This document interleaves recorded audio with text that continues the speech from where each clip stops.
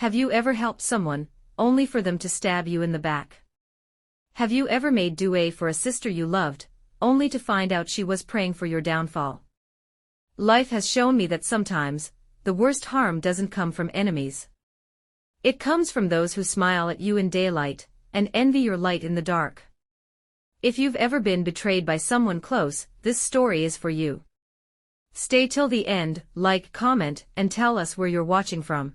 Don't forget to subscribe to Sabr Secrets, because these are the stories that heal the heart, open the eyes, and renew your faith. Her name was Hafsa. She was the kind of woman who always smiled, a smile that reached her eyes. Or at least, I thought it did. We met at the masjid during a sister's tafsir circle. She complimented my hijab, helped me find a place to sit, and offered me half of her date during iftar. From that moment, we became inseparable. Sisters in faith, we'd call each other for tahajjud reminders, share Islamic lectures, and cry on each other's shoulders during hard times. Or so I thought. What I didn't know was that behind every "Masha'Allah" she said, was a hidden dagger. What I didn't see was the silent war her heart was fighting against my blessings. But how could I? I shared everything with her, my joys, my dreams, my struggles. I never imagined that behind her kindness was a heart burning with envy. I remember the day I told her I got the scholarship. It was a full ride to study Islamic counseling in Turkey. I was overjoyed, crying on the sajda, praising Allah. I called Hafsa first. She paused and then said, "Wow. MashaAllah. You're so lucky." But I didn't hear excitement. I heard tension. I brushed it off.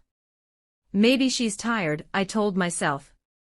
As time passed, I started noticing small things. She stopped liking my posts. She avoided my good news. She once said, "Sometimes people get blessings they don't deserve, maybe it's a test." At first, I thought she was just going through her own battles.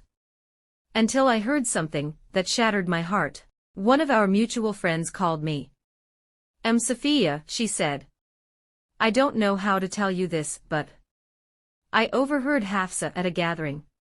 She was saying your marriage will not last. That you think you're better than others now. That your hijra is a show." I froze. My hands trembled. I couldn't breathe. Hafsa. My Hafsa. The one I cried with. The one I made dua for every night.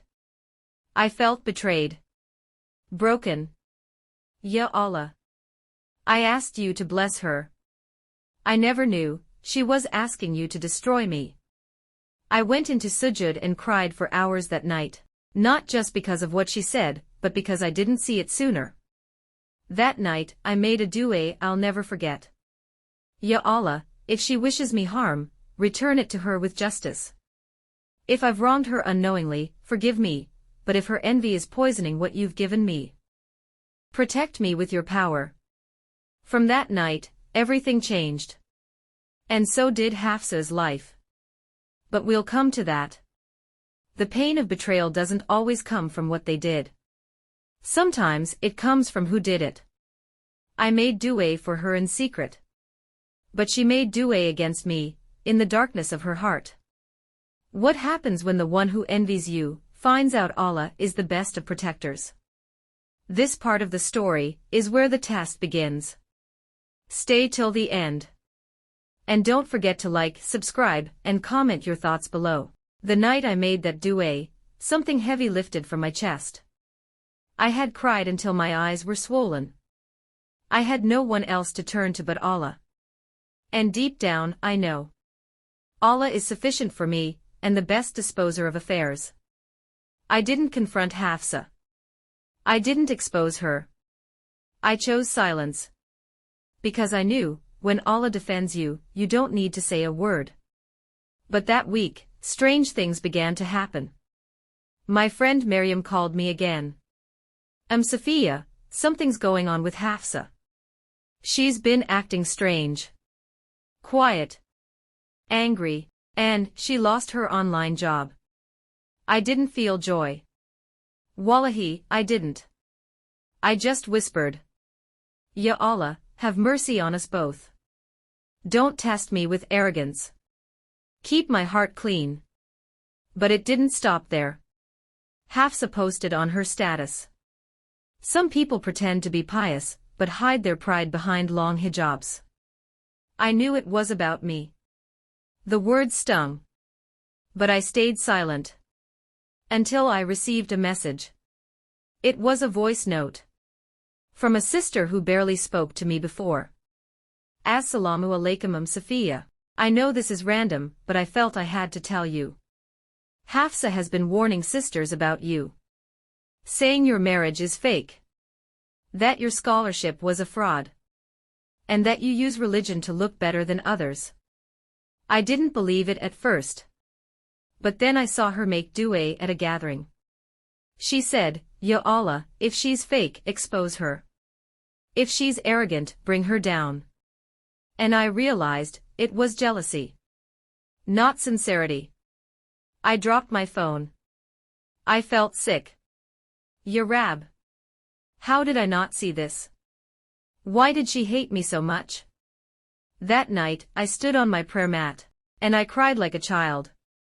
I wanted to curse her. I wanted to pray against her, but I remembered the Prophet peace be upon him said. Do not make dua against your brother, for it may coincide with an hour in which Allah answers. So I changed my dua. I said, Ya Allah. You see what I cannot. If her heart is sick, cure it. If my heart carries pride, clean it. But if this is envy, protect me from its evil and return it to its source. Not out of revenge, but out of justice. I slept peacefully that night, and in the coming days, I would witness something I never expected. Hafsa began to spiral. Her business account was reported and suspended. A rumor about her spread, one I never started. She sent me a message. I know this is your doing. You want to act righteous but destroy me in secret. May Allah judge between us. I replied with only one sentence. Indeed, Allah is the best of judges. Surah Yusuf chapter 12 verse 80. That was the last message between us. But the story doesn't end here. What happened next would shake me to my soul. If you were in my shoes, would you stay silent, or confront her? Comment below with Allah is sufficient for me, and the best disposer of affairs. If you've ever been wronged and left it to Allah. Part 3 is where the storm turns into a miracle. Subscribe now so you won't miss it. Some wounds are silent. They bleed where no one sees. But Allah sees it all. When envy hides behind smiles, and betrayal wears the face of sisterhood, who will you turn to? This is the part of the story where hearts are tested, and du'as are answered. Stay with me. The next Friday came like any other. But I walked into the masjid with a heavy heart. The words Hafsa said to others, the lies she spread about my scholarship, the way she twisted my silence as guilt. It all haunted me. I sat in the women's section and opened my Quran app. The ayah on the screen froze me in place. Or do they envy people for what Allah has given them of His bounty? Surah An-Nisa chapter 4 verse 54. My chest tightened. Was that it? Was it envy all along? I remembered the first day my name was announced for the international scholarship. Everyone clapped. Hugged me. But Hafsa just smiled, tightly. Her eyes looked through me. Mashallah. I guess they pick anyone these days, she joked. I laughed then. But now, I realized that was the seed. A seed of hasad, that grew quietly into a tree of bitterness. One of the sisters from our study group texted. Did you hear? Hafsa's landlord gave her a quit notice. And her business is still on hold. She's been asking around for help. I paused. I could have ignored it. But something in me said, test your heart. So I sent a message to the admin of our charity group. Please send some support to Sister Hafsa. Don't mention my name. And then I whispered, Ya Allah. I forgive her. But I seek protection from her envy. Don't punish her on my account. But don't let me fall because of her either. That week, the charity group posted a story. A sister in hardship received anonymous support. She was shocked. She said she had made dua for Allah to send her help, and now she regrets her heart towards someone she once envied. I knew it was her. My hands trembled. Not from pride, but from the weight of dua, because that's when it hit me, her dua for my downfall had returned to her. Not from me, but from Allah. One day I walked into the masjid. She was there. She turned. Our eyes met.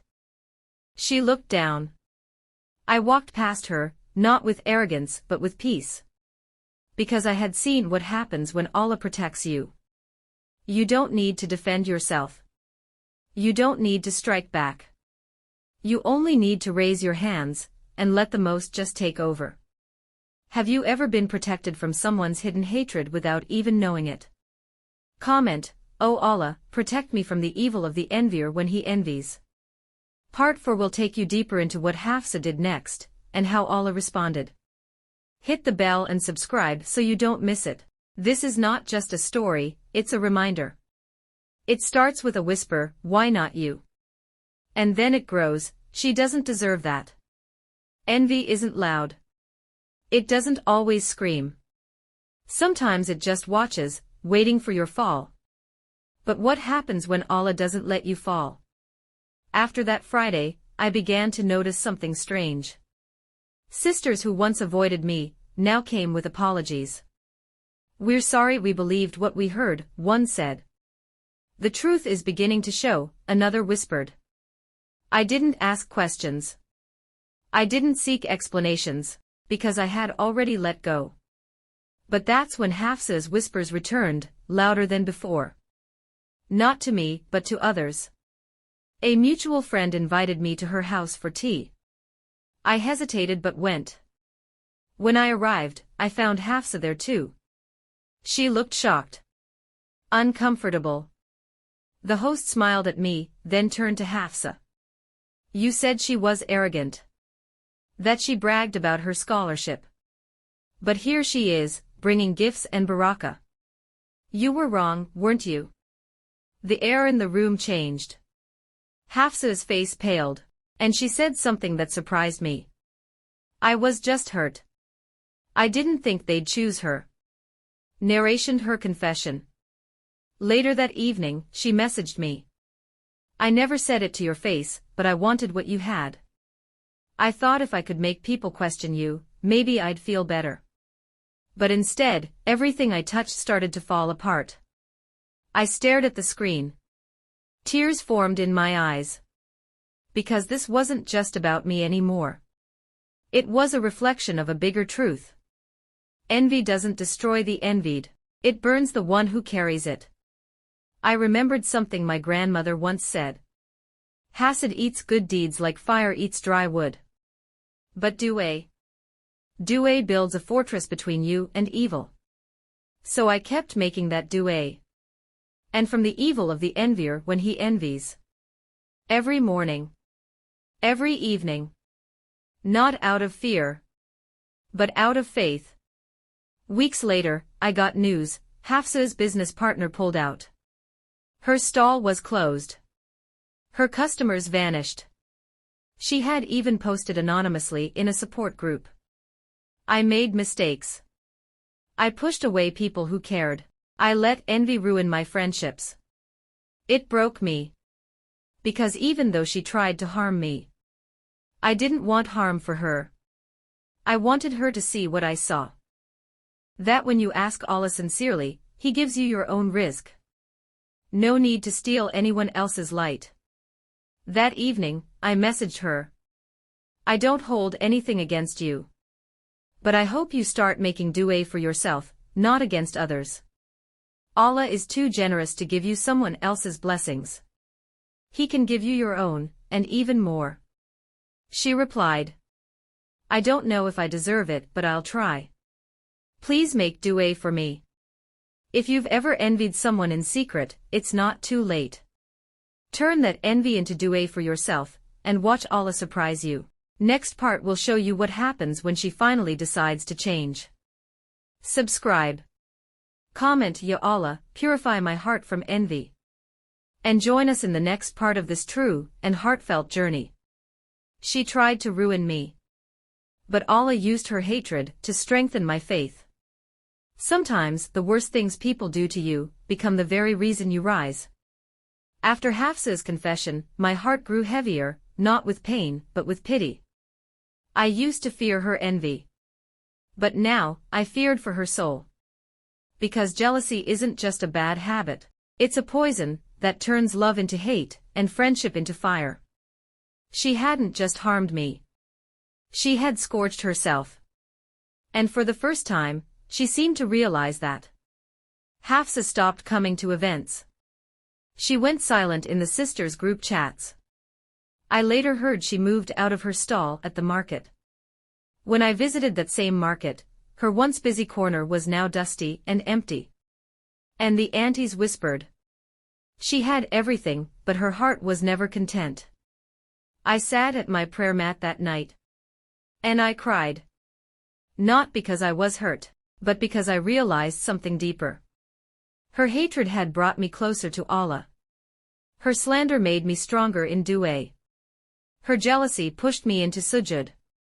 She tried to shame me, but in the end, I gained honor from Allah.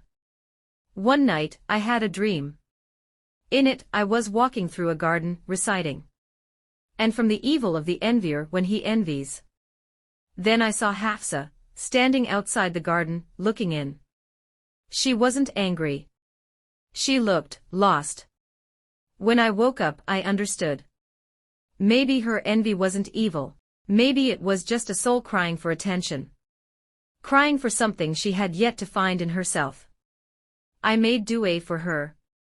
Yes, for the one who had tried to destroy me. I asked Allah to forgive her. To guide her. To heal whatever made her heart so bitter. Because I remembered this from the Prophet. He who forgives, Allah will honor him. Tirmidhi.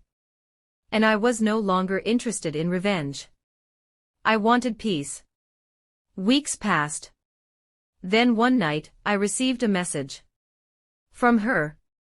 Hafsa. I know I don't deserve your kindness. But I wanted you to know. Your patience broke me more than any punishment ever could. You made me see myself in a mirror I avoided for too long. I've started praying again. I'm trying. Please don't stop praying for me. I cried that night. Not because of pain. But because of how Allah writes the best endings, even to the stories others try to destroy. Sometimes the one who envies you is just a heart that forgot Allah's mercy. Next part will reveal the moment her life begins to change. Don't miss what Allah does next. Subscribe, share and comment. Ya Allah, soften every heart drowning in envy.